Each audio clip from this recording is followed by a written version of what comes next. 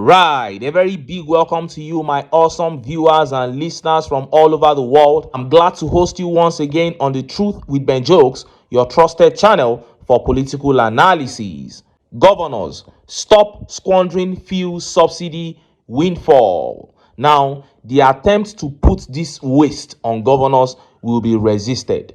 When Tinubu said he was going to pull out fuel subsidy, he told Nigerians that we needed to pull out subsidy so we could invest in critical areas of our livelihoods, of our economy, like education, the health sector, infrastructure, and all of that. Now you remove the fuel subsidy, and what you did was to start dashing governors money, giving money to House of Rep members, increasing their constituency allowance tremendously. And we have always known in this country that when monies are given to these governors and lawmakers, they embezzle the money. So this regime should not come and act as if they do not know that the governors were going to embezzle the money. And why are the governors even embezzling the money? It is because they have looked up and they have seen that the federal government is also embezzling their own share of the money, because whether we like it or not, it is still the federal government that gets the lion's share of the subsidy removal funds. So this is an agreement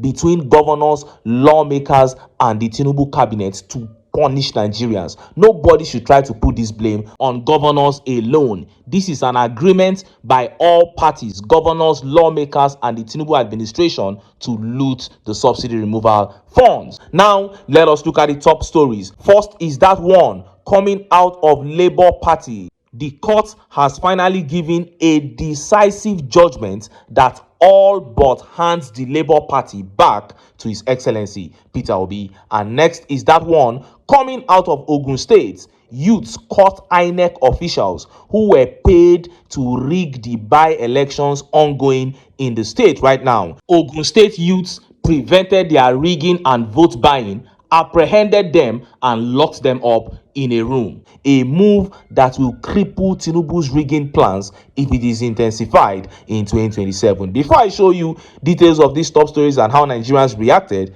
let me quickly show you this video. Super Falcons are yet to receive their allowances and the monies promised them by this administration. Let's watch this video. Maybe the story they will not tell you. The story they will not tell you, or the part of that particular story that they are not saying, was that these ladies were giving the money. From the grapevine, they said they were going to pay them in Naira, which is the right thing. Because remember that these are Nigerians playing for Nigeria.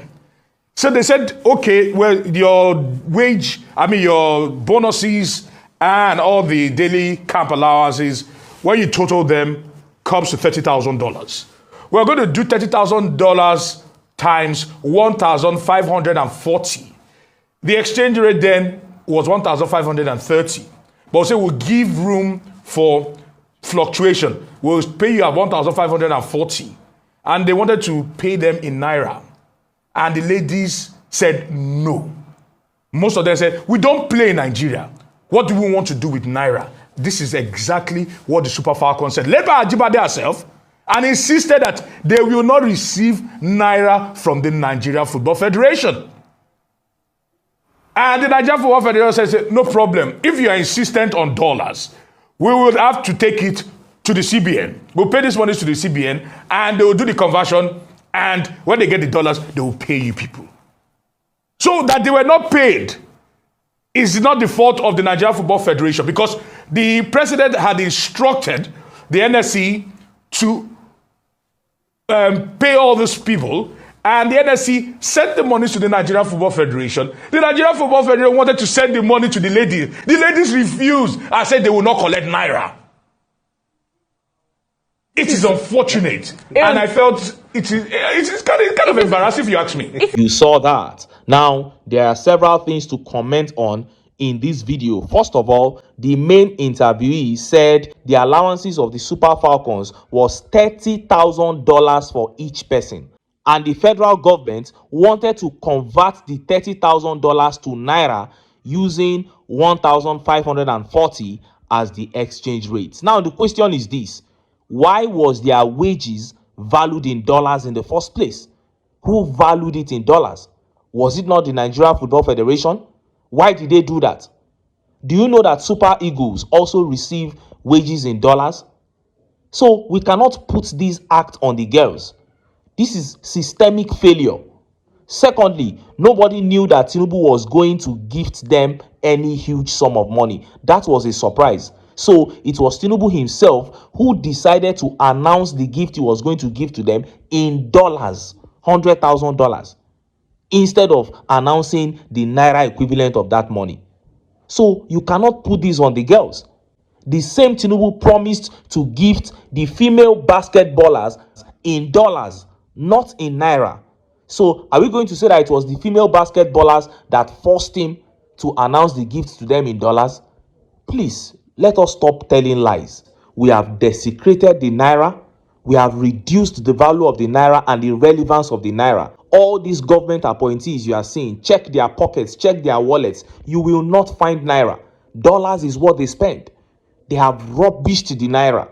So don't go and put this on these young ladies. Go and pay them their money, you liars. When they were announcing that money, everybody was clapping. I know these guys. It is possible 6 months later, we will still come here and discuss the fact that they have not been paid. Now, let us get to the top stories. First is that one coming out of Labour Party, a court verdict that all but hands the party back to Peter Obi. And next is that one coming out of Ogun State. Ogun State youths caught INEC officials who were paid to rig the elections to buy votes in the ongoing by-elections in Ogun State. Let's start by taking that update on the court verdict concerning the Labour Party. Look at how the papers reported it.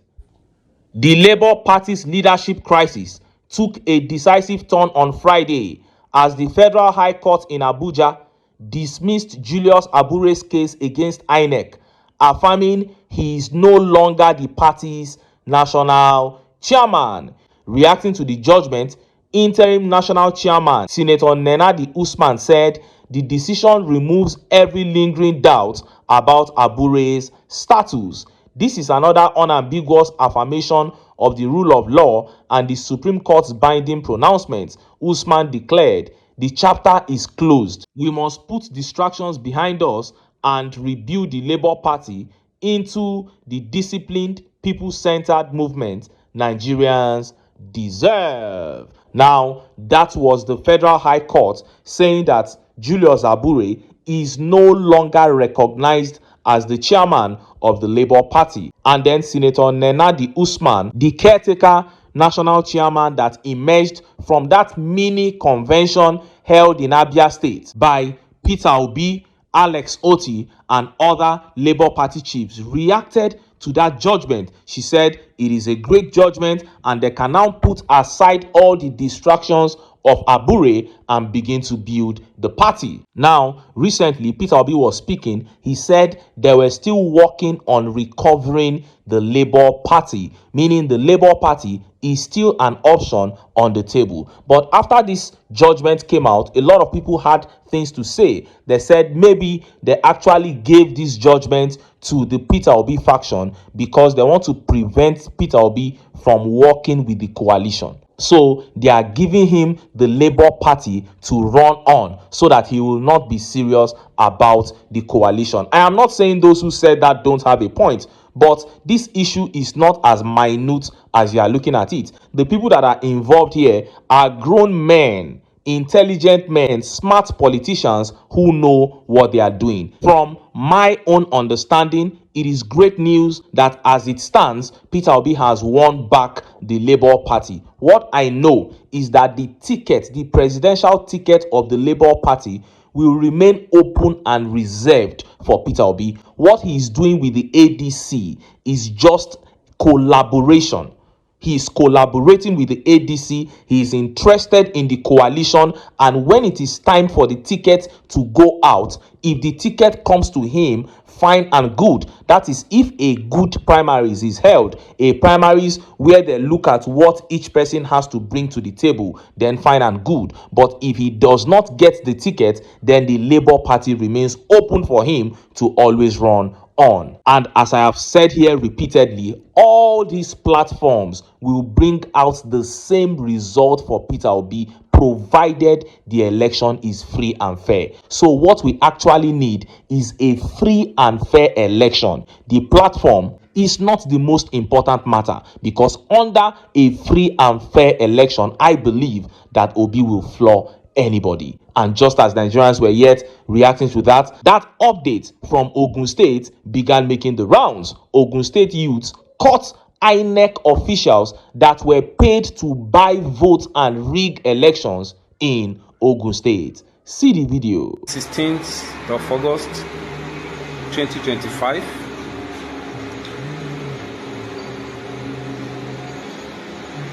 If these people were arrested at Peru,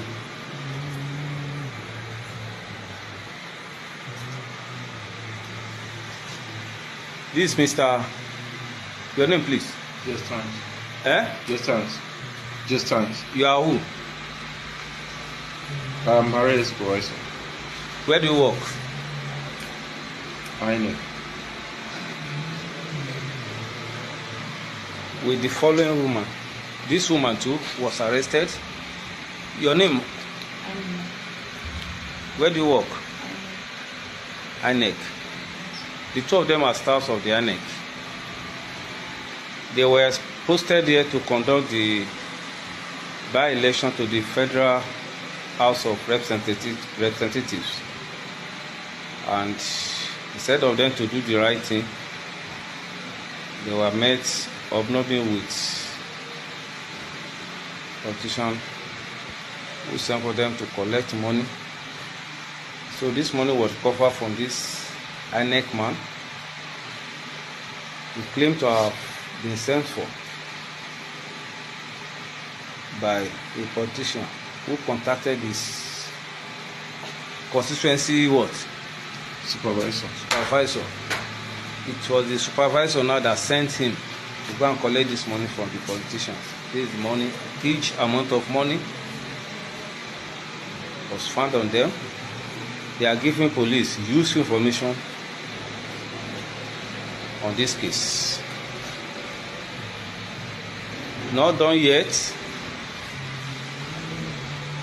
Information got to us again, and in the process,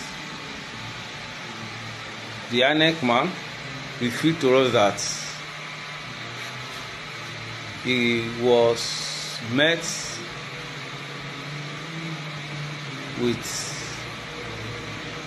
that the man that gave him the money was with some people in a chalet in a hotel here in Peru, and on getting to that hotel, these three people were met in a room. Your name, sir? Jonathan. Speak up, please. Jonathan. Eh? Jonathan. Jonathan what? Okay. And And Akim. Akim. Yes. You are. You saw that. INEC officials who were paid to come to Ogun State and buy votes and rig the elections. They were the ones going to conduct the election, but they were also paid to rig elections and buy votes. But the youths of Ogun State said, no, we will not allow this to happen. And look at what came out of that. They got the INEC officials, caught them, and now they have exposed them. This is what I keep saying on this channel. There is no single politician in that room. All those people there are Nigerians like you and I. Of course, they were paid by politicians to carry out that act, but they are Nigerians like you and I. So if they had come there and they had refused to carry out that act, nothing would have happened. And this is what I keep telling Nigerians. If we can say no, these politicians will not have their way. And when the INEC officials decided to play ball, they collected money and wanted to rig. The youths of Ogun State said, no, you will not rig here. And look at the outcome. The INEC officials were apprehended. And now I am beginning to believe the youths of the Southwest when they joined the slogan rig and die. When they said they were not going to allow Tinubu and APC to rig in the Southwest in 2027, the people of Ogun State are already proving that they can stop the rigging in some of their polling units. So if youths in other wards, in other local governments of this country can also say, we will follow suit, we will also not allow rigging in our polling units. It will happen because this vote buying we are talking about is something that they do openly. There is no way you can hide and buy votes. People will see you. So it is all about Nigerians coming out to say we are not going to allow it. If the people put their foot down and say it will not happen, then it will not happen. But when the people say nothing concern me, make I just do my own, they go. Then at the end of the day, these guys will force themselves in and all of us will bear the brunt of their evil leadership. And look at how Nigerians reacted. Let's take some of the tweet reactions. This tweet here says 2027 election, rig and die. That is it. That is what the youths of Ogun State have done there. We don't care whether you are working for APC or PDP, anybody you are working for, you will not buy votes here. Let the person who got the highest number of votes be announced. And this tweet here by Human First says, under Tinubu, all manner of bad behavior has been unleashed. And this one says, does it mean these guys are not suffering or is it stupidity? They are suffering, but they don't care. They just want to collect that small money, 200,000. And your here says nothing is going to happen to them as long as Wike and Tinubu INEC Nigeria are concerned. Well, if nothing happens to them after handing them over to the police, let it be that they were not allowed to carry out their actions. Nobody is looking for their deaths. But if we are just able to prevent that action and then the real result is announced, that is okay for us. And of course, I have said repeatedly here that 2027 is a decisive year for the destiny of this country. If there is any time that electoral revolution or any kind of revolution for that matter that will rescue this country is necessary, it is 2027. Because if Tinubu and his cabinet is allowed beyond 2027 in this country, they will cause the damage that even 10 years of good leadership might struggle to fix. And this is why Nigerians must come together, cast their sentiments aside, and get the APC out of power. But until then, make I still enter town, make I go get some ogbonge political news wey una go like. Why? Because now because of now I dey here. So don't go away. Don't go away.